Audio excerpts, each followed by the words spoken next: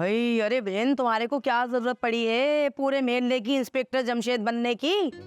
अरे भाई, राहिला से पुरानी दोस्ती है, मोहल्लेदारी है, और हमारे घर का एक बहुत बड़ा मसला उसकी बेटी शकीला की शादी में ही हल हुआ था। लो भैया, इसका तो ये मतलब हरगिज नहीं हुआ कि तुम उनके पूरे जिंदगी भर के मसले निपटाती फिरो।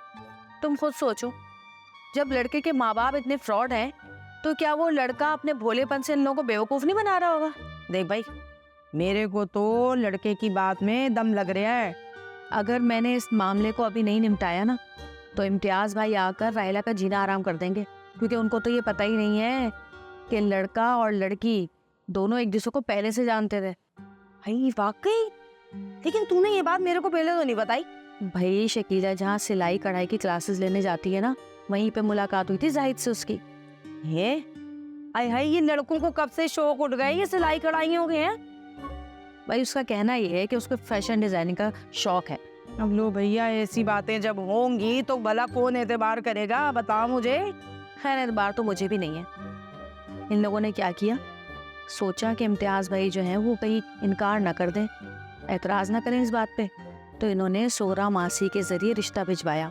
और लड़के के माँ बाप ने इतना झूठ बोला कि लड़के का दुबई में घर है, वो दुबई में रहता है, और अकलौती लड़की देखकर मोटरसाइकिल भी मांग ली। सही है भैया।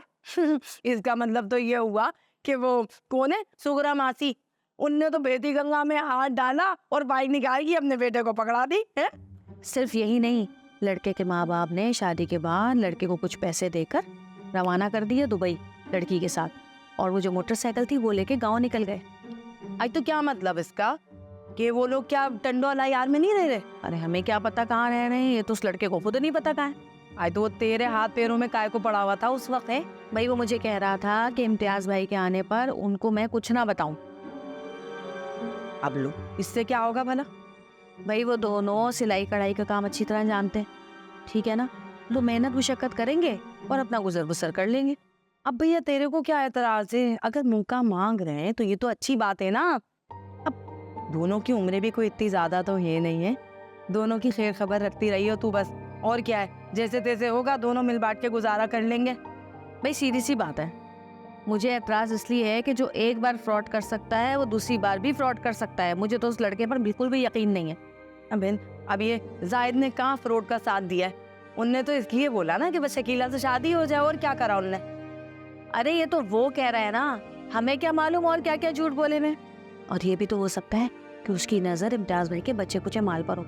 अरे मेरी चलती फिरती सीआईडी, इम्तियाज भाई के पास भी तो बस 2-4 रुमाल ही बचे होंगे, समझी तू कुछ क्या कह रही हूँ मैं? और इतना मत सोचो, खामा की ये जो रिपोर्टें लिखवा रही हो ना, बेकार में जाया ही जाएंगी।